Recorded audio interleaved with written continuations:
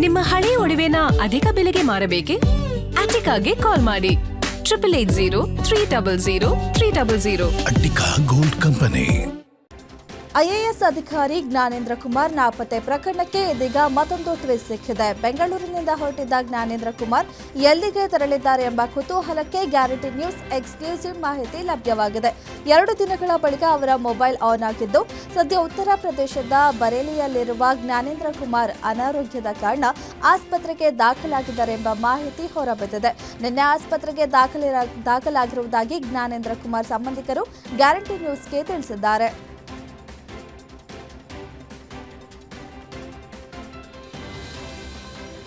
ಬೆಂಗಳೂರು ಗ್ರಾಮಾಂತರ ಜಿಲ್ಲೆಯ ದೊಡ್ಡಬಳ್ಳಾಪುರದಲ್ಲಿ ಪಾಕಿಸ್ತಾನಿ ಗ್ಯಾಂಗ್ಸ್ಟರ್ಗಳ ಜೊತೆ ಸಾಮಾಜಿಕ ಜಾಲತಾಣದ ಮೂಲಕ ಸಂಪರ್ಕ ಹೊಂದಿದ್ದ ಆರೋಪದ ಮೇಲೆ ವ್ಯಕ್ತಿಯೊಬ್ಬನನ್ನ ಪೊಲೀಸರು ಬಂಧಿಸಿದ್ದಾರೆ. ಇಸ್ಲಾಮಾಪುರ ನಿವಾಸಿ 28 ವರ್ಷದ ಸೈಯದ್ ಅಬೂಬಕರ್ ಬಂಧಿತ ಆರೋಪಿ. ಕೌಂಟರ್ ಇಂಟೆಲಿಜೆನ್ಸ್ ಸೆಲ್ ಮತ್ತು ಸೆಂಟ್ರಲ್ ಐಬಿ ಅಧಿಕಾರಿಗಳ ಮಾಹಿತಿಯ ಮೇರೆಗೆ ದೊಡ್ಡಬಳ್ಳಾಪುರ ನಗರ ಪೊಲೀಸರು ಕಾರ್ಯಾಚರಣೆ ನಡೆಸಿದ್ದಾರೆ. ಪಾಕಿಸ್ತಾನದ ಶಾಜದ್ ಬುಟ್ಟಿ ನೆಟ್ವರ್ಕ್ಗೆ ಸಂಬಂಧಿಸಿದ ಇನ್ಸ್ಟಾಗ್ರಾಂ ಖಾತೆಯೊಂದಿಗೆ ಆರೋಪಿ ಸಂಪರ್ಕದಲ್ಲಿದೆ ಎಂಬ ಆರೋಪ ಕೇಳಿಬಂದಿದೆ. ಕಳೆದ 2 ವರ್ಷಗಳಿಂದ ಸಾಮಾಜಿಕ ಜಾಲತಾಣದ ಮೂಲಕ ಸಂಪರ್ಕ ಹೊಂದಿದ್ದ ಆರೋಪಿಯು ತನ್ನ ಗುರುತಿನ ದಾಖಲೆಗಳನ್ನು ನೀಡಿ ಖಾತೆ ನಿರ್ವಹಣೆಗೆ ಸಹಕರಿಸಿದ್ದಾನೆ ಎಂಬ ಶಂಕೆಯೂ ವ್ಯಕ್ತವಾಗಿದೆ. ಗ್ಯಾಂಗ್ ಸೂಚನೆಯಂತೆ ಕೇರಳ ಮತ್ತು ದೆಹಲಿಗೆ ತೆರಳಿ ತರಬೇತಿ ಪಡೆದಿದ್ದಾನೆಯೇ ಎಂಬ ಆಯಾಮದಲ್ಲೂ ತನಿಖೆ ನಡೆಯುತ್ತಿದೆ.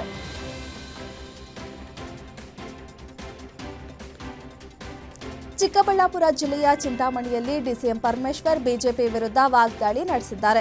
ಸಚಿವ ನಾಗೇಂದ್ರ ರಾಜೀನಾಮೆ ಕೇಳುವುದು ಬಿಜೆಪಿಯವರ ಹಕ್ಕು, ಆದರೆ ಅದಕ್ಕೂ ಕೆಲವು ಇತಿಮಿತಿಗಳಿವೆ ಎಂದಿದ್ದಾರೆ. ಬೀದಿಯಲ್ಲಿ ಏನ್ ಬೇಕಾದರೂ ಮಾತನಾಡಬಹುದು, ಆದರೆ ಸದನದಲ್ಲಿ ನಿಯಮಗಳಿವೆ. ಪ್ರಶ್ನೆಗಳನ್ನು ಕೇಳಿ ಯಾವ ಕಾರಣಕ್ಕೆ ರಾಜೀನಾಮೆ ನೀಡಬೇಕು ಎಂಬುದನ್ನು ತಿಳಿಸಿದ್ರೆ ಸದನದಲ್ಲೇ ಉತ್ತರಿಸುತ್ತೇನೆ ಎಂದಿದ್ದಾರೆ. ಸಮರ್ಥನೆ ಆಗಿಲ್ಲ ಅಂದ್ರೆ ಅದು ಬೇರೆ ವಿಚಾರ ಎಂದು ಹೇಳಿದ ಪರಮೇಶ್ವರ್, ಪ್ರತಿಭಟನೆ ಮಾಡಲು ಬದಲು ರಾಜ್ಯದ ಜ್ವಲಂತ ಸಮಸ್ಯೆಗಳ ಬಗ್ಗೆ ಚರ್ಚಿಸೋಣ. ಬರ, ಉದ್ಯೋಗ ಸೃಷ್ಟಿ ಹಾಗೂ ಕುಡಿಯುವ ನೀರಿನ ಸಮಸ್ಯೆಗಳ ಕುರಿತು ಚರ್ಚೆ ಅಗತ್ಯವಿದೆ. ಆದರೆ ಬಿಜೆಪಿ ರಾಜಕೀಯ ಕಾರಣಕ್ಕಾಗಿ ಮಾತ್ರ ರಾಜ್ಯಪಾಲರನ್ನ ಭೇಟಿ ಮಾಡುತ್ತಿದೆ. ಬಿಜೆಪಿಗೆ ಬೇಕಾಗಿರುವುದು ಕೇವಲ ರಾಜಕಾರಣ ಎಂದು ಪರಮೇಶ್ವರ್ ಆರೋಪಿಸಿದ್ದಾರೆ.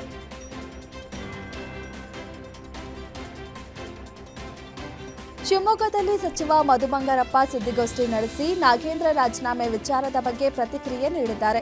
ನಾಗೇಂದ್ರ ರಾಜೀನಾಮೆ ಕುರಿತು ಚರ್ಚೆ ಮಾಡಬೇಡಿ ಎಂದು ಹೇಳಲ್ಲ, ಆದರೆ ರಾಜ್ಯದಲ್ಲಿ ಹಲವು ಸಮಸ್ಯೆಗಳಿವೆ. ಆ ಸಮಸ್ಯೆಗಳ ಬಗ್ಗೆಯೂ ವಿಪಕ್ಷಗಳು ಚರ್ಚೆ ಮಾಡಲಿ ಎಂದು ಮನವಿ ಮಾಡ್ತೇವೆ. ನಾಗೇಂದ್ರ ವಿಚಾರದಲ್ಲಿ ಇಡಿ ತನಿಖೆ ಬಗ್ಗೆ ಕಾನೂನಿನ ಮೂಲಕ ಉತ್ತರ ಕೊಡ್ತೇವೆ. ಈಗಾಗಲೇ ಸಿಬಿಐ ಹಾಗೂ ಇಡಿ ತನಿಖೆ ನಡೆದಿರುವ ಹಿನ್ನೆಲೆಯಲ್ಲಿ ನಾಗೇಂದ್ರ ಅವರಿಗೆ ಸಚಿವ ಸ್ಥಾನ ನೀಡಲಾಗಿದೆ ಎಂದು ಮಧು ಬಂಗಾರಪ್ಪ ಹೇಳಿದರು.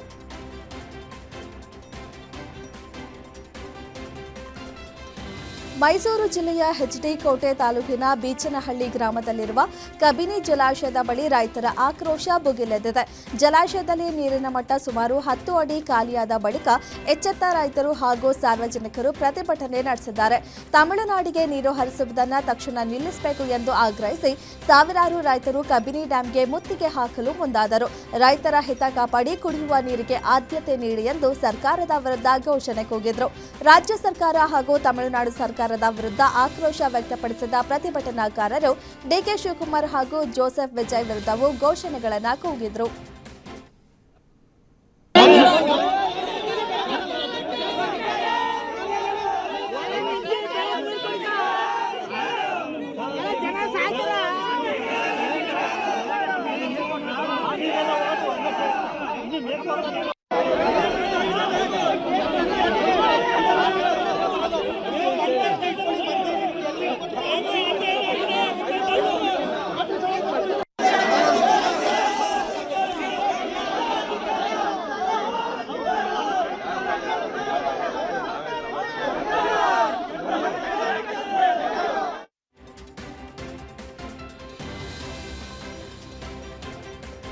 ಖ್ಯಾತ ನಿರ್ದೇಶಕ ಹಾಗೂ ನಟ ಓಂ ಪ್ರಕಾಶ್ ರಾವ್ ವಿರುದ್ಧ ವಂಚನೆ, ಕಿರುಕುಳ ಹಾಗೂ ಬೆದರಿಕೆ ಆರೋಪದಡಿ ದೂರು ದಾಖಲಾಗಿದೆ.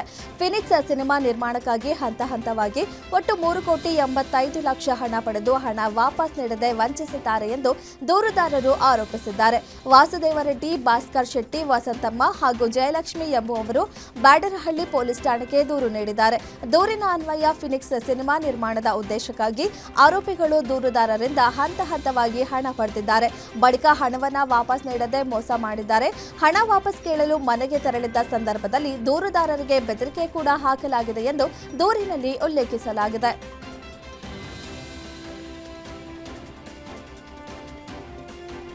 ಪನ್ನೀರ್ ಪ್ರಿಯರಿಗೆ ಮತ್ತು ಆಹಾರ ಪ್ರಿಯರಿಗೆ ರಾಜ್ಯ ಸರ್ಕಾರ ಬಿಗ್ ಶಾಕ್ ನೀಡಿದೆ. ಸಾರ್ವಜನಿಕ ಆರೋಗ್ಯದ ಹಿತದೃಷ್ಟಿಯಿಂದ ಹಾಗೂ ಆಹಾರ ಸುರಕ್ಷತಾ ನಿಯಮಗಳ ಉಲ್ಲಂಘನೆಯನ್ನ ತಡೆಯುವ ಉದ್ದೇಶದಿಂದ ಕೃತಕವಾಗಿ ತಯಾರಿಸಲಾಗುವ ಅನಲಾಗ್ ಪನ್ನೀರ್ ಮಾರಾಟ ಮತ್ತು ಬಳಕೆಯನ್ನ ರಾಜ್ಯಾದ್ಯಂತ 1 ವರ್ಷದ ಅವಧಿಗೆ ನಿಷೇಧಿಸಿ ಆಹಾರ ಸುರಕ್ಷತೆ ಮತ್ತು ಗುಣಮಟ್ಟ ಇಲಾಖೆ ಅಧಿಕೃತ ಆದೇಶ ಹೊರಡಿಸಿದೆ. ರಾಜ್ಯದ ಹಲವು ಹೋಟೆಲ್, ರೆಸ್ಟೋರೆಂಟ್ ಹಾಗೂ ಡಾಬಾಗಳಲ್ಲಿ ಅಸಲಿ ಡೈರಿ ಪನ್ನೀರ್ ಬದಲಿಗೆ ಅತ್ಯಂತ ಕಡಿಮೆ ವೆಚ್ಚದಲ್ಲಿ ಸಿಗುವ ಕೃತಕ ಅನಲಾಗ್ ಪನ್ನೀರ್ ಅನ್ನ ಗ್ರಾಹಕರಿಗೆ ನೀಡಲಾಗುತ್ತಿದೆ ಎಂಬ ಗಂಭೀರ ಆರೋಪಗಳು ಕೇಳಿಬಂದಿದ್ವು. ಈ ಹಿನ್ನೆಲೆಯಲ್ಲಿ ಆಹಾರ ನಿಯಂತ್ರಣ ಕಾಯ್ದೆಯನ್ನು ಉಲ್ಲಂಘಿಸಿ ಅನಲಾಗ್ ಪನ್ನೀರ್ ಮಾರಾಟ ಮಾಡುವ ಹಾಗೂ ಬಳಸುವವರ ವಿರುದ್ಧ ನಿರ್ದಾಕ್ಷಿಣ್ಯ ಕ್ರಮ ಕೈಗೊಳ್ಳಲು ಅಧಿಕಾರಿಗಳು ಮುಂದಾಗಿದ್ದಾರೆ. ಛತ್ತೀಸ್ಗಢ, ಮಹಾರಾಷ್ಟ್ರ, ಗುಜರಾತ್ ಹಾಗೂ ಹಿಮಾಚಲ ಪ್ರದೇಶಗಳ ಬಳಿಕ ಇದೀಗ ಕರ್ನಾಟಕದಲ್ಲೂ ನಕಲಿ ಮತ್ತು ಕೃತಕ ಪನ್ನೀರ್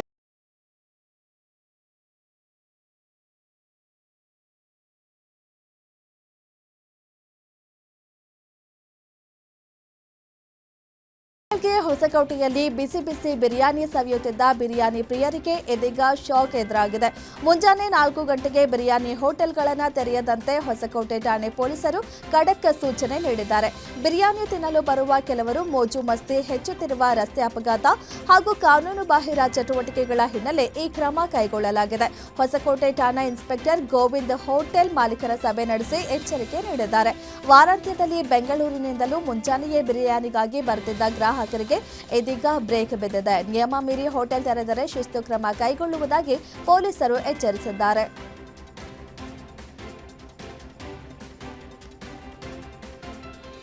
ಚಿಕ್ಕಬಳ್ಳಾಪುರ ಜಿಲ್ಲೆಯ ಗೌರಿಬಿದನೂರಿನಲ್ಲಿ ಸಂಭವಿಸಿದ ಭೀಕರ ರಸ್ತೆ ಅಪಘಾತದಲ್ಲಿ ತಾಯಿ ಹಾಗೂ ಮಗ ದುರ್ಮರಣಕ್ಕೀಡಾಗಿದ್ದಾರೆ. ನಗರದ ಅಂಬೇಡ್ಕರ್ ವೃತ್ತದ ಬಳಿ ನಡೆದುಕೊಂಡು ಹೋಗುತ್ತಿದ್ದವರ ಮೇಲೆ ಕೆಎಸ್ಆರ್ಟಿಸಿ ಬಸ್ ಹರಿದ ಪರಿಣಾಮ ದುರ್ಘಟನೆ ಸಂಭವಿಸಿದೆ. ಮೃತರನ್ನ 35 ವರ್ಷದ ನಾಗಮಣಿ ಮತ್ತು ಅವರ ಮಗ 14 ವರ್ಷದ ಗಗನ್ ಎಂದು ಗುರುತಿಸಲಾಗಿದೆ. ಇಬ್ಬರು ಗೌರಿಬಿದನೂರು ತಾಲೂಕಿನ ಕಾದಲವೇಣಿ ಗ್ರಾಮದ ಮೂಲದವರು ಎನ್ನಲಾಗಿದೆ. ಘಟನೆಯಿಂದ ಸ್ಥಳದಲ್ಲಿ ಆತಂಕದ ವಾತಾವರಣ ನಿರ್ಮಾಣವಾಗಿದ್ದು, ಗೌರಿಬಿದನೂರು ನಗರ ಠಾಣೆ ವ್ಯಾಪ್ತಿಯಲ್ಲಿ ಪ್ರಕರಣ ದಾಖಲಾಗಿದೆ.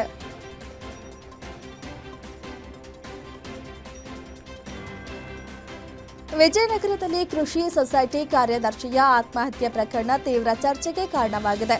ಹೊಸಪೇಟೆಯ ಚಿತ್ತವಾಡಿಯ ವಿವಿಧೋದ್ದೇಶ ಕೃಷಿ ಗ್ರಾಮೀಣ ಸೊಸೈಟಿ ಕಾರ್ಯದರ್ಶಿಯಾಗಿದ್ದ 55 ವರ್ಷದ ಜಿ ನಿಂಗಪ್ಪ ಸೊಸೈಟಿ ಅಧ್ಯಕ್ಷ ಹಾಗೂ ನಿರ್ದೇಶಕರ ಕಿರುಕುಳದಿಂದ ಬೇಸತ್ತು ಆತ್ಮಹತ್ಯೆ ಮಾಡಿಕೊಂಡಿದ್ದಾರೆ ಎಂಬ ಆರೋಪ ಕೇಳಿಬಂದಿದೆ. ಲೆಕ್ಕಪತ್ರ ವಿಚಾರವಾಗಿ ಪದೇ ಪದೇ ಕಿರಿಕಿರಿ ನೀಡಲಾಗುತ್ತಿತ್ತು ಎನ್ನಲಾಗಿದೆ. ನಿನ್ನೆ ವಿಷ ಸೇವಿಸಿ ಆತ್ಮಹತ್ಯೆಗೆ ಯತ್ನಿಸಿದ್ದ ನಿಂಗಪ್ಪ ಚಿಕಿತ್ಸೆ ಫಲಿಸದೆ ಮೃತಪಟ್ಟಿದ್ದಾರೆ. ಚಿತ್ತವಾಡ್ಗಿ ಪೊಲೀಸ್ ಠಾಣೆಯಲ್ಲಿ ಪ್ರಕರಣ ದಾಖಲಾಗಿದ್ದು ತನಿಖೆ ನಡೆಯುತ್ತಿದೆ. ತಪ್ಪಿತಸ್ಥರ ವಿರುದ್ಧ ಕಠಿಣ ಕ್ರಮಕ್ಕೆ ಸ್ಥಳೀಯರು ಹಾಗೂ ರೈತ ಮುಖಂಡರು ಆಗ್ರಹಿಸಿದ್ದಾರೆ.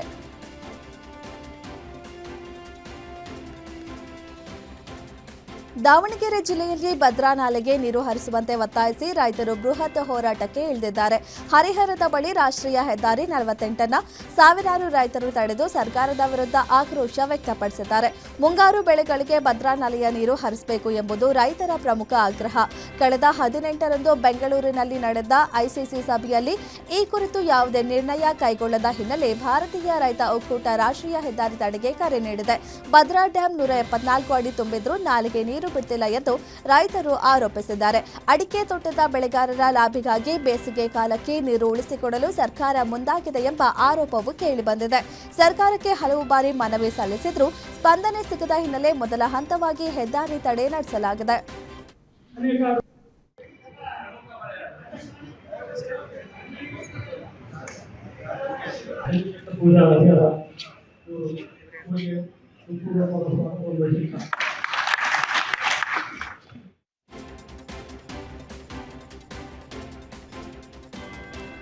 ಬೆಳಗಾವಿಯಲ್ಲಿ ವಾಲ್ಮೀಕಿ ನಿಗಮ ಹಗರಣ ಪ್ರಕರಣಕ್ಕೆ ಸಂಬಂಧಿಸಿದಂತೆ ಸಚಿವ ನಾಗೇಂದ್ರ ರಾಜೀನಾಮೆಗೆ ಆಗ್ರಹಿಸಿ ಬಿಜೆಪಿ ಕಾರ್ಯಕರ್ತರು ಭಾರೀ ಪ್ರತಿಭಟನೆ ನಡೆಸಿದರು. ನಗರದ ಚೆನ್ನಮ್ಮ ವೃತ್ತದಲ್ಲಿ ಮಳೆಯನ್ನ ಲೆಕ್ಕಿಸದೆ ರಸ್ತೆಗಿಳಿದ ಕಾರ್ಯಕರ್ತರು ಟೈರ್ಗೆ ಬೆಂಕಿ ಹಚ್ಚಿ ಆಕ್ರೋಶ ವ್ಯಕ್ತಪಡಿಸಿದರು. ಈ ವೇಳೆ ಪೊಲೀಸರು ಪ್ರತಿಭಟನಾಕಾರರನ್ನ ತೆರವುಗೊಳಿಸಲು ಮುಂದಾದಾಗ ಬಿಜೆಪಿ ಕಾರ್ಯಕರ್ತರು ಹಾಗೂ ಪೊಲೀಸರ ನಡುವೆ ತಳ್ಳಾಟ ನೂಕಾಟ ನಡೆಯಿತು. ಪರಿಸ್ಥಿತಿ ಉದ್ವಿಗ್ನಗೊಂಡ ಹಿನ್ನೆಲೆ 50ಕ್ಕೂ ಹೆಚ್ಚು ಬಿಜೆಪಿ ಕಾರ್ಯಕರ್ತರನ್ನ ಪೊಲೀಸರು ವಶಕ್ಕೆ ಪಡೆದರು. ಬಿಜೆಪಿ ಜಿಲ್ಲಾಧ್ಯಕ್ಷ ಸುಭಾಷ್ ಪಾಟೀಲ್ ಸೇರಿದಂತೆ ಮಾಜಿ ಶಾಸಕರಾದ ಸಂಜಯ್ ಪಾಟೀಲ್, ಮಹಾಂತೇಶ್ ದೊಡ್ಡಗೌಡರ್ ಹಾಗೂ ಅನಿಲ್ ಬೆನಕೆ ಅವರನ್ನ ಪೊಲೀಸ್ ವಶಕ್ಕೆ ಪಡೆಯಲಾಗಿದೆ. ಬಳಿಕ ಚೆನ್ನಮ್ಮ ವೃತ್ತದಲ್ಲಿ ನಡೆದಿದ್ದ ಪ್ರತಿಭಟನೆಯನ್ನ ಪೊಲೀಸರು ತೆರವುಗೊಳಿಸಿದರು.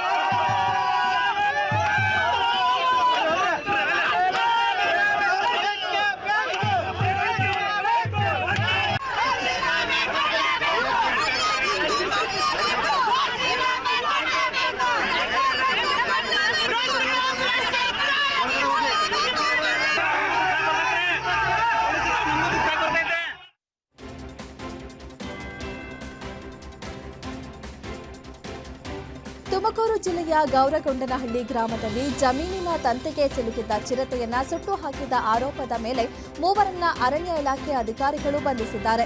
ನಾರಾಯಣಪ್ಪ, ಶಿವಕುಮಾರ್ ಹಾಗೂ ಚಂದ್ರಶೇಖರ್ ಬಂಧಿತ ಆರೋಪಿಗಳು. ಮೂವರಿಗೂ ಜಿಲ್ಲಾ ಆಸ್ಪತ್ರೆಯಲ್ಲಿ ವೈದ್ಯಕೀಯ ಪರೀಕ್ಷೆ ನಡೆಸಲಾಗಿದೆ. ಅರೆಬೆಂದ ಸ್ಥಿತಿಯಲ್ಲಿದ್ದ ಚಿರತೆಯ ಮೃತದೇಹಕ್ಕೆ ಬನ್ನೇರುಘಟ್ಟದಿಂದ ಬಂದ ತಜ್ಞರ ತಂಡ ಮರಣೋತ್ತರ ಪರೀಕ್ಷೆ ನಡೆಸಿದೆ. ದೇಹದ ಭಾಗಗಳನ್ನು ಸಂಗ್ರಹಿಸಿ ಎಫ್ಎಸ್ಎಲ್ಗೆ ರವಾನಿಸಲಾಗಿದ್ದು, ಪ್ರಕರಣದ ಕುರಿತು ಅರಣ್ಯ ಇಲಾಖೆ ಅಧಿಕಾರಿಗಳು ಮತ್ತಷ್ಟು ತನಿಖೆ ಕೈಗೊಂಡಿದ್ದಾರೆ.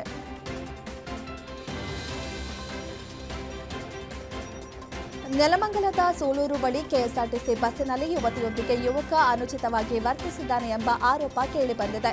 ಹಾಸನದಿಂದ ಬೆಂಗಳೂರಿಗೆ ಬರ್ತಿದ್ದ ಬಸ್ಸಿನಲ್ಲಿ ಈ ಘಟನೆ ನಡೆದಿದೆ. ಕಣ್ಣೀರು ಹಾಕುತ್ತಾ ಆರೋಪ ಮಾಡಿದ ಯುವತಿ ಆಕ್ರೋಶಗೊಂಡು ಯುವಕನಿಗೆ ಚಪ್ಪಲಿಯಿಂದ ಧರ್ಮತೇಟು ನೀಡಿದ್ದಾಳೆ. ಸಹ ಪ್ರಯಾಣಿಕರು ಯುವತಿಯ ಬೆಂಬಲಕ್ಕೆ ನಿಂತ ಬಳಿಕ ಯುವಕ ಕ್ಷಮೆಯಾಚಿಸಿದ್ದಾನೆ ಎನ್ನಲಾಗಿದೆ. ನಿದ್ದೆ ಮಂಪರಿನಲ್ಲಿ ತಪ್ಪಾಗಿದೆ, ಕ್ಷಮಿಸಿ ಎಂದು ಯುವಕ ಹೇಳಿದ್ದಾನಂತೆ. ಬಳಿಕ ಬಸ್ಸನ್ನ ಕುದೂರು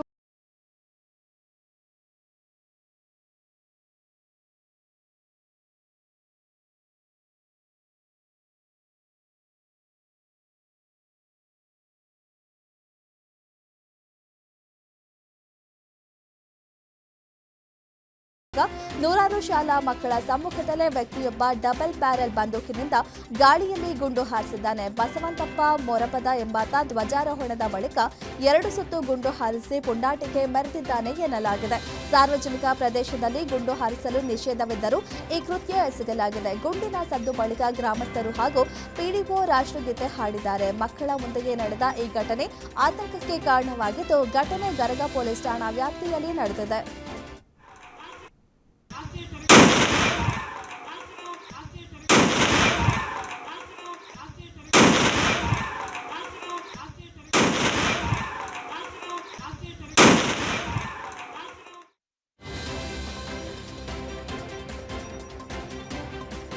ಶಿವಮೊಗ್ಗ ನಗರದ ಕಾಶಿಪುರ ಗೇಟ್ ಪ್ರದೇಶದಲ್ಲಿ ಕೋತಿ ಏಕಾಏಕಿ ದಾಳಿ ನಡೆಸಿ ಬೈಕ್ ಸವಾರರನ್ನ ತೀವ್ರವಾಗಿ ಗಾಯಗೊಳಿಸಿದೆ. ಕುಮಾರ್ ನಾಯ್ಕ ಎಂಬುವವರು ಬೈಕ್ನಲ್ಲಿ ತೆರಳುತ್ತಿದ್ದ ವೇಳೆ ಕೋತಿ ದಾಳಿ ನಡೆಸಿದ್ದು, ಘಟನೆಯಿಂದ ಸ್ಥಳೀಯರಲ್ಲಿ ಆತಂಕ ಮನೆ ಮಾಡಿದೆ. ಗಾಯಗೊಂಡ ಕುಮಾರ್ ನಾಯ್ಕ ಅವರನ್ನ ತಕ್ಷಣ ಮೆಗ್ಗಾನ್ ಆಸ್ಪತ್ರೆಗೆ ದಾಖಲಿಸಲಾಗಿದ್ದು, ತುರ್ತು ಚಿಕಿತ್ಸೆ ಮುಂದುವರೆದಿದೆ. ಕಾಶಿಪುರ ಸುತ್ತಮುತ್ತ ಸಾರ್ವಜನಿಕರಿಗೆ ಸಿಂಹ ಸ್ವಪ್ನವಾಗಿರುವ ಈ ಮುಸಿಯಾವನ್ನ ಕೂಡಲೇ ಸೆರೆ ಹಿಡಿಯುವಂತೆ ಸ್ಥಳೀಯರು ಅರಣ್ಯ ಇಲಾಖೆಗೆ ಒತ್ತಾಯಿಸಿದ್ದಾರೆ. ಇನ್ನು ಭೀಕರ ದಾಳಿಯ ದೃಶ್ಯ ಮೊಬೈಲ್ನಲ್ಲಿ ಸೆರೆಯಾಗಿದ್ದು, ಕಾಶಿಪುರ ಗೇಟ್ ಪ್ರದೇಶದಲ್ಲಿ ಭಯದ ವಾತಾವರಣ ನಿರ್ಮಾಣವಾಗಿದೆ.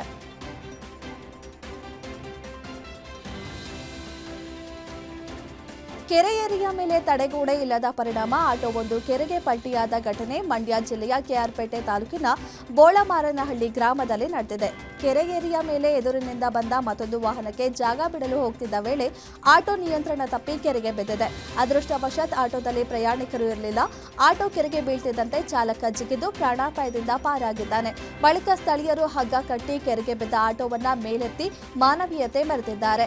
ಕೆರೆ ಏರಿಗೆ ತಡೆಗೋಡೆ ನಿರ್ಮಿಸುವಂತೆ ಗ್ರಾಮಸ್ಥರು ಆಗ್ರಹಿಸಿದ್ದಾರೆ. ಘಟನೆ ಕಿಕ್ಕೇರಿ ಪೊಲೀಸ್ ಠಾಣಾ ವ್ಯಾಪ್ತಿಯಲ್ಲಿ ನಡೆದಿದೆ.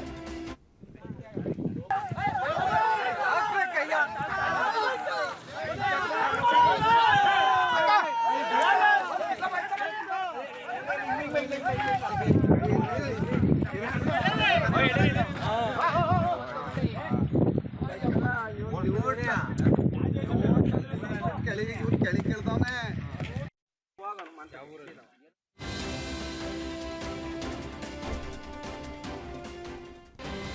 ದಾವಣಗೆರೆಯ ಪ್ರತಿಷ್ಠಿತ ಪುಷ್ಪ ಮಹಾಲಿಂಗಪ್ಪ ವಸತಿ ಶಾಲೆಯಲ್ಲಿ 16 ವರ್ಷದ ವಿದ್ಯಾರ್ಥಿ ನಾಪತ್ತೆಯಾಗಿದ್ದು ಪೋಷಕರು ಆಕ್ರೋಶ ವ್ಯಕ್ತಪಡಿಸಿದ್ದಾರೆ.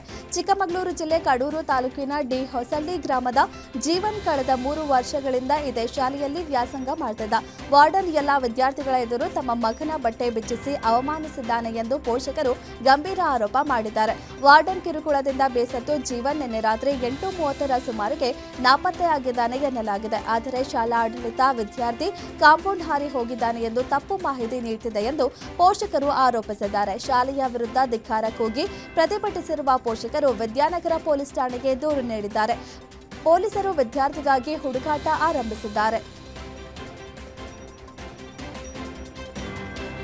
ಹಬ್ಬಗಳ ಸೀಸನ್ ಆರಂಭವಾಗ್ತಿರುವ ಸಂದರ್ಭದಲ್ಲಿಯೇ ಸಕ್ಕರೆ ಮತ್ತು ಬೆಲ್ಲದ ಬೆಲೆಯಲ್ಲಿ ಭಾರೀ ಏರಿಕೆಯಾಗಿದ್ದು ಗ್ರಾಹಕರಿಗೆ ಆರ್ಥಿಕ ಹೊರೆಯಾಗಿದೆ. ಸಕ್ಕರೆ ದರ ಕೆಜಿಗೆ 50 ರಿಂದ 55 ರೂಪಾಯಿಯಿಂದ 70 ರಿಂದ 75 ರೂಪಾಯಿಗೆ ಏರಿದ್ದು ದೇಶೀಯ ಉತ್ಪಾದಿತ ಸಕ್ಕರೆ ಬೆಲೆ ಸುಮಾರು ಶೇಕಡಾ 40ರಷ್ಟು ಏರಿಕೆಯಾಗಿದೆ. ಇದೇ ರೀತಿ ಬೆಲ್ಲದ ದರವು ಗಗನಕ್ಕೇರಿದ್ದು ಕ್ವಿಂಟಾಲ್ಗೆ 4,500 ರೂಪಾಯಿ ಇದ್ದ ಬೆಲೆ ಈಗ 6,500 ರಿಂದ 7,000 ರೂಪಾಯಿಗೆ ತಲುಪಿದೆ.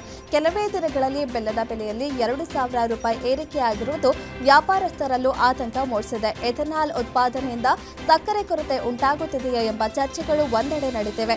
ಆದರೆ ಬೆಲೆ ಏರಿಕೆಗೆ ಕಬ್ಬಿನ ಪೂರೈಕೆಯ ಕೊರತೆ, ಮಳೆಯ ಅಭಾವದಿಂದ ಇಳುವರಿ ಕುಸಿತ ಮತ್ತು ಗಾಣಗಳಲ್ಲಿ ಬೆಲ್ಲದ ಉತ್ಪಾದನೆ ಇಳಿಮುಖವಾಗಿ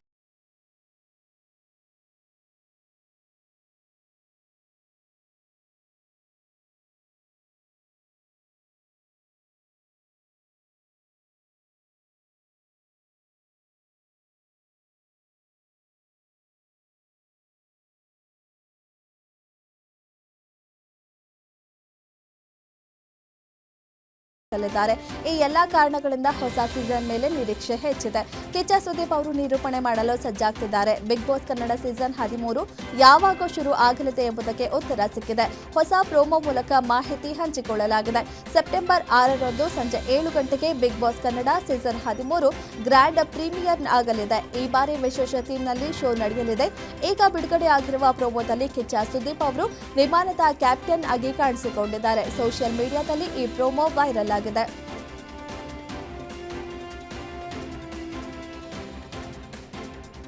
ದಾವಣಗೆರೆಯಲ್ಲಿ ತಡರಾತ್ರಿ ಭೀಕರ ರಸ್ತೆ ಅಪಘಾತ ಸಂಭವಿಸಿದ್ದು ಪರಸ್ಪರ ಬೈಕ್ ಡಿಕ್ಕಿಯಲ್ಲಿ ಒಂದೇ ಕುಟುಂಬದ ಮಗು ಸೇರಿ 3 ಗಂಭೀರವಾಗಿ ಗಾಯಗೊಂಡಿದ್ದಾರೆ. ನಗರದ ಹಳೆ ಪಿಬಿ ರಸ್ತೆಯ ವಿನೋಬನಗರ ಬಳಿ ಈ ದುರ್ಘಟನೆ ನಡೆದಿದೆ. 3 ವರ್ಷದ ಮಗು ಸಹಿತ ಪತಿ ಪತ್ನಿ ಬೈಕ್ನಲ್ಲಿ ತೆರಳುತ್ತಿದ್ದ ವೇಳೆ ಕೆಟಿಎಂ ಬೈಕ್ನಲ್ಲಿ ಬಂದ ಯುವಕ ಅವರ ಬೈಕ್ಗೆ ಡಿಕ್ಕಿ ಹೊಡೆದಿದ್ದಾರೆ. ಅಪಘಾತದಲ್ಲಿ ಓರ್ವನ ಸ್ಥಿತಿ ಗಂಭೀರವಾಗಿದ್ದು ಒಂದು ಕಾಲು ಕತ್ತರಿಸುವ ಮಟ್ಟಿಗೆ ಗಾಯವಾಗಿದೆ ಎನ್ನಲಾಗಿದೆ. ಗಾಯಾಳುಗಳಿಗೆ ಜಿಲ್ಲಾ ಆಸ್ಪತ್ರೆಯಲ್ಲಿ ಪ್ರಾಥಮಿಕ ಚಿಕಿತ್ಸೆ ನೀಡಿ ಹೆಚ್ಚಿನ ಚಿಕಿತ್ಸೆಗಾಗಿ ಉಡುಪಿ ಮಣಿಪಾಲ್ ಆಸ್ಪತ್ರೆಗೆ ರವಾನಿಸಲಾಗಿದೆ. ದಾವಣಗೆರೆ ದಕ್ಷಿಣ ಸಂಚಾರ ಪೊಲೀಸ್ ಠಾಣೆಯಲ್ಲಿ ಪ್ರಕರಣ ದಾಖಲಾಗಿದೆ.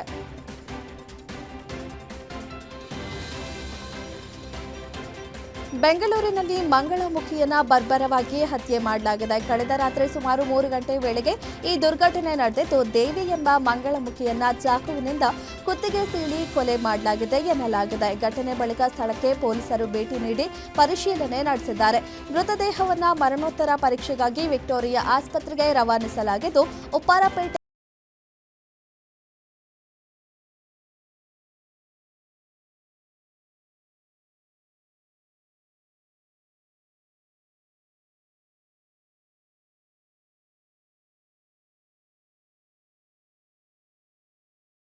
ಹೋರಾಟ ನಡೆಸುತ್ತಿರುವ ರೈತರು ಕುಡಿಯುವ ನೀರು ಹಾಗೂ ಕೃಷಿಗಾಗಿ ನೀರು ಹರಿಸುವಂತೆ ಸರ್ಕಾರಕ್ಕೆ ಆಗ್ರಹಿಸಿದ್ದಾರೆ.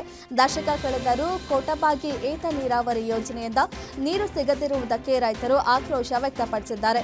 ಈಗಾಗಲೇ 3 ಬಾರಿ ಉಪವಾಸ ಸತ್ಯಾಗ್ರಹ ನಡೆಸಿರುವ ಅನ್ನದಾತರು ಮಹಿಳೆಯರು, ಮಕ್ಕಳು, ವೃದ್ಧರು ಹಾಗೂ ದನಕರುಗಳೊಂದಿಗೆ ಹೋರಾಟ ನಡೆಸುತ್ತಿದ್ದಾರೆ. ರಾತ್ರಿ ಹಗಲು ಧರಣಿ ನಡೆಸಿದ್ರು ಜನಪ್ರತಿನಿಧಿಗಳು ರೈತರತ್ತ ತಿರುಗಿ ನೋಡುತ್ತಿಲ್ಲ ಎಂಬ ಆರೋಪ ಕೇಳಿಬಂದಿದೆ. ಕೋಟಬಾಗಿ ಏತ ನೀರಾವರಿಯಿಂದ ಕೂಡಲೇ ನೀರು ಹರಿಸುವವರೆಗೆ ಹೋರಾಟ ಕೈಬಿಡುವುದಿಲ್ಲ ಎಂದು ರೈತರು ಪಟ್ಟು ಹಿಡಿದಿದ್ದಾರೆ. ಒಟ್ಟಲ್ಲಿ ಏನು ನಮ್ಮ ರೈತರು ಈಗ ಕೊಂಡ್ರು ನನಗೂ ಸರಿ ಕಾಣಿಲ್ಲ. ಎಲ್ಲ ನಮ್ಮ ಮಂದಿನ ಇದೀರಿ, ನಮ್ಮ ಸದಸ್ಯರ ಹತ್ರ ಹೇಳ್ತೀವಿ, ಲಘುನ ಇದನ್ನೇ ಮುಗಿಸ್ಕೊಡ್ರಿ ನಿಮ್ಮ ಕೆಲಸ.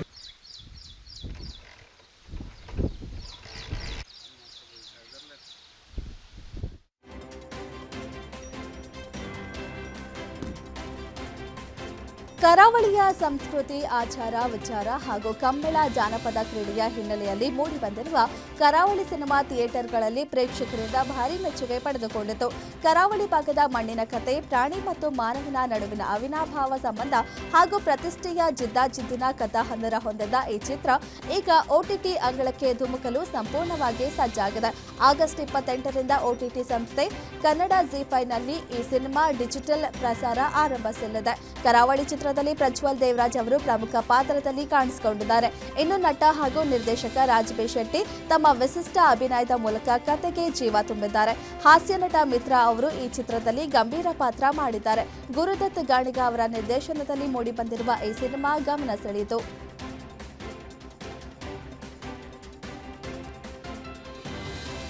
ರಾಯಚೂರಿನಲ್ಲಿ ಯುವತಿ ಅತ್ಯಾಚಾರ ಮತ್ತು ಕೊಲೆ ಪ್ರಕರಣ ಸಂಬಂಧ ಕರ್ತವ್ಯ ಲೋಪದ ಆರೋಪದಡಿ 4 ಕಾನ್ಸ್ಟೇಬಲ್ಗಳನ್ನು ಅಮಾನತು ಮಾಡಲಾಗಿದೆ. ಸಿರವಾರ ಪೊಲೀಸ್ ಠಾಣೆಯ ಭೀಮರೆಡ್ಡಿ, ವೀರೇಶ್, ದೇವರಾಜ್ ಹಾಗೂ ನಾಗರಾಜ್ ಅಮಾನತುಗೊಂಡಿದ್ದಾರೆ. ಸಂತ್ರಸ್ತೆ ಕಾಣೆಯಾಗಿರುವ ಕುರಿತು ಕುಟುಂಬಸ್ಥರು ದೂರು ನೀಡಲು ಬಂದಾಗ ದೂರು ಸ್ವೀಕರಿಸದೆ ಹಿಂದೇಟು ಹಾಕಿದ ಆರೋಪ ಇವರ ಮೇಲಿದೆ. ಆಗಸ್ಟ್ 19ರ ರಾತ್ರಿ ಯುವತಿ ನಾಪತ್ತೆಯಾಗಿದ್ಲು. ಆದರೆ ಮರುದಿನ ಆಗಸ್ಟ್ 20ರಂದು ಗ್ರಾಮದ ಬಾವಿಯಲ್ಲಿ 21 ವರ್ಷದ ಯುವತಿಯ ಮೃತದೇಹ ಪತ್ತೆಯಾಗಿತ್ತು. ಬಹಿರ್ದೆಸೆಗೆ ತೆರಳಿದ್ದ ವೇಳೆ ಅತ್ಯಾಚಾರ ಮಾಡಿ ಕೊಲೆ ಮಾಡಲಾಗಿದೆ ಎಂಬ ಆರೋಪ ಕೇಳಿಬಂದಿದೆ. ಪೊಲೀಸರ ನಿರ್ಲಕ್ಷ್ಯದ ವಿರುದ್ಧ ಕುಟುಂಬಸ್ಥರು ಹಾಗೂ ಸ್ಥಳೀಯರು ಆಕ್ರೋಶ ವ್ಯಕ್ತಪಡಿಸಿ ಸಮಗ್ರ ತನಿಖೆಗೆ ಆಗ್ರಹಿಸಿದರು. ಪ್ರಕರಣದ ಹಿನ್ನೆಲೆಯಲ್ಲಿ ರಾಯಚೂರು ಎಸ್ಪಿ ಅರುಣಾಂಶು ಗಿರಿ 4 ಕಾನ್ಸ್ಟೇಬಲ್ಗಳನ್ನು ಅಮಾನತು ಮಾಡಿ ಆದೇಶ ಹೊರಡಿಸಿದ್ದಾರೆ.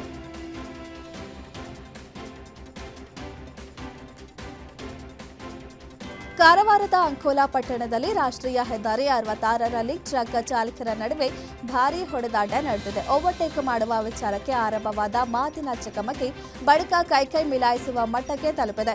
ಇಬ್ಬರು ಚಾಲಕರು ಹೆದ್ದಾರಿಯಲ್ಲೇ ಲಾರಿಗಳನ್ನು ನಿಲ್ಲಿಸಿ ರಕ್ತ ಬರುವಂತೆ ಹೊಡೆದಾಡಿಕೊಂಡಿದ್ದಾರೆ. ವಿಷಯ ತಿಳಿದಿದ್ದಂತೆ ಸ್ಥಳಕ್ಕೆ ಧಾವಿಸಿದ ಅಂಕೋಲಾ ಪೊಲೀಸರು ಪರಿಸ್ಥಿತಿಯನ್ನ ನಿಯಂತ್ರಣಕ್ಕೆ ತಂದಿದ್ದಾರೆ. ಗಾಯಗೊಂಡ ಇಬ್ಬರು ಚಾಲಕರನ್ನ ತಾಲೂಕು ಆಸ್ಪತ್ರೆಗೆ ದಾಖಲಿಸಿ ಚಿಕಿತ್ಸೆ ಕೊಡಿಸಲಾಗಿದೆ. ಘಟನೆ ಸಂಬಂಧ ಅಂಕೋಲಾ ಪೊಲೀಸರು ಮುಂದಿನ ಕ್ರಮ ಕೈಗೊಂಡಿದ್ದಾರೆ.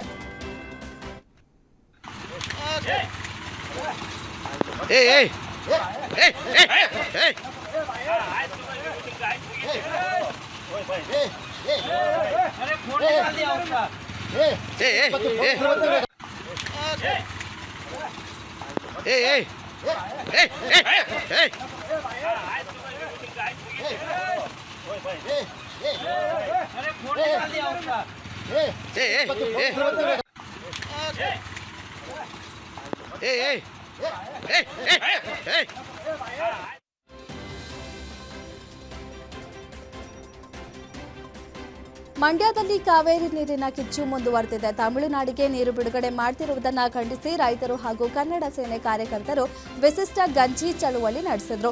ಮಂಡ್ಯದ ಸಂಜಯ್ ವೃತ್ತದಲ್ಲಿ ಗಂಜಿ ಕುಡಿಯುವ ಮೂಲಕ ರಾಜ್ಯ ಸರ್ಕಾರ ಮತ್ತು ನೀರಾವರಿ ಸಚಿವರ ವಿರುದ್ಧ ಪ್ರತಿಭಟನಾಕಾರರು ಆಕ್ರೋಶ ವ್ಯಕ್ತಪಡಿಸಿದರು. ಮಂಡ್ಯದ ಬೆಂಗಳೂರು ಮೈಸೂರು ಹಳೆ ಹೆದ್ದಾರಿಯಲ್ಲಿ ನಡೆದ ಪ್ರತಿಭಟನೆಯಲ್ಲಿ ರೈತರ ಕಬ್ಬು ಮತ್ತು ಭತ್ತದ ಬೆಳೆಗಳಿಗೆ ನೀರಿಲ್ಲ ಎಂದು ಹೇಳ್ತಿರುವ ಸರ್ಕಾರ ತಮಿಳುನಾಡಿಗೆ ಮಾತ್ರ ಸಾಕಷ್ಟು ನೀರು ಬಿಡ್ತಿದೆ ಎಂದು ಹೋರಾಟಗಾರರು ಕಿಡಿಕಾರಿದರು. ಕೆಆರ್ಎಸ್ ಅಣೆಕಟ್ಟಿನಲ್ಲಿ ನೀರಿನ ಮಟ್ಟ ದಿನದಿಂದ ದಿನಕ್ಕೆ ಕಡಿಮೆ ಆಗ್ತಿರುವ ನಡುವೆಯೂ ತಮಿಳುನಾಡಿಗೆ ನೀರು ಬಿಡುಗಡೆ ಮಾಡಲಾಗ್ತಿದೆ ಎಂದು ಆರೋಪಿಸಿದರು.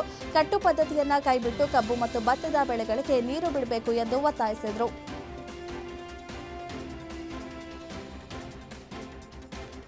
ಹುಬ್ಬಳ್ಳಿ ಧಾರವಾಡ ಅವಳಿ ನಗರದಲ್ಲಿ ಕೊಕೇನ್ ಮಾರಾಟ ಜಾಲ ಪತ್ತೆಯಾಗಿದೆ. ಧಾರವಾಡ ಸಿಸಿಬಿ ಹಾಗೂ ಉಪನಗರ ಪೊಲೀಸರು ಭರ್ಜರಿ ಕಾರ್ಯಾಚರಣೆ ನಡೆಸಿ ಸುಮಾರು 40 ಲಕ್ಷ ರೂಪಾಯಿ ಮೌಲ್ಯದ 18 ಗ್ರಾಂ ಕೊಕೇನ್ ಜಪ್ತಿ ಮಾಡಿದ್ದಾರೆ. ಆಗಸ್ಟ್ 9ರ ರಾತ್ರಿ ಗೋವಾದಿಂದ ಹುಬ್ಬಳ್ಳಿಗೆ ಕೊಕೇನ್ ಸಾಗಿಸುತ್ತಿದ್ದ ವೇಳೆ ಕಲಗೇರಿ ರಸ್ತೆಯ ವಿನಾಯಕನಗರ ಬಳಿ ಕಾರು ತಡೆದು ತಪಾಸಣೆ ನಡೆಸಲಾಗಿದೆ. ಈ ವೇಳೆ ಕೊಕೇನ್ ಪತ್ತೆಯಾಗಿದ್ದು ಕಾರು ಸಮೇತ 3 ಆರೋಪಿಗಳನ್ನು ಪೊಲೀಸರು ವಶಕ್ಕೆ ಪಡೆದಿದ್ದಾರೆ. ಕಾರು, ಮೊಬೈಲ್ ಹಾಗೂ ಕೊಕೇನ್ ಸೇರಿ ಒಟ್ಟು 50 ಲಕ್ಷ ರೂಪಾಯಿ ಮೌಲ್ಯದ ವಸ್ತುಗಳನ್ನು ಜಪ್ತಿ ಮಾಡಲಾಗಿದೆ. ಪ್ರಕರಣ ಧಾರವಾಡ ಉಪನಗರ ಪೊಲೀಸ್ ಠಾಣೆಯಲ್ಲಿ ದಾಖಲಾಗಿದೆ. ಖಾಸಗಿ ಆಸ್ಪತ್ರೆಯ ವೈದ್ಯರು ಹಾಗೂ ಉದ್ಯಮಿಗಳು ಕೊಕೇನ್ ಸಾಗಾಟದಲ್ಲಿ ಭಾಗಿಯಾಗಿರುವ ಆರೋಪ ಕೇಳಿಬಂದಿದೆ. ಆಗಸ್ಟ್ 9ರಂದು ಕಾರ್ಯಾಚರಣೆ ನಡೆದಿದ್ದರೂ ಪ್ರಕರಣ ತಡವಾಗಿ ಬೆಳಕಿಗೆ ಬಂದಿರುವುದು ಹಲವು ಅನುಮಾನಗಳಿಗೆ ಕಾರಣವಾಗಿದೆ.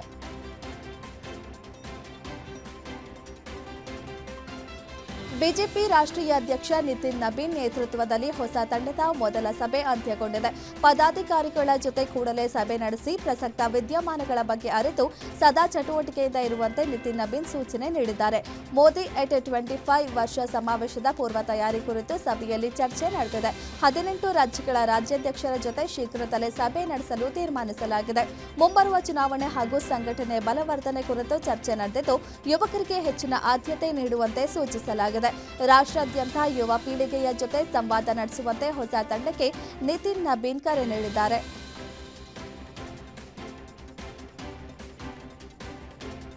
ಜಾಗತಿಕ ಇಂಧನ ಸಾರಿಗೆಗೆ ಅತ್ಯಂತ ಆಯಕಟ್ಟಿನ ಜಲಮಾರ್ಗವಾಗಿರುವ ಹಾರ್ಮುಜ್ ಜಲಸಂಧಿಯನ್ನ ಅಮೆರಿಕದ ಅಧ್ಯಕ್ಷ ಡೊನಾಲ್ಡ್ ಟ್ರಂಪ್ ಅಮೆರಿಕದ ಸ್ವಂತ ಭೂಭಾಗ ಎಂದು ಕರೆದಿದ್ದು ಅಂತಾರಾಷ್ಟ್ರೀಯ ಮಟ್ಟದಲ್ಲಿ ತೀವ್ರ ಸಂಚಲನ ಮೂಡಿಸಿತು.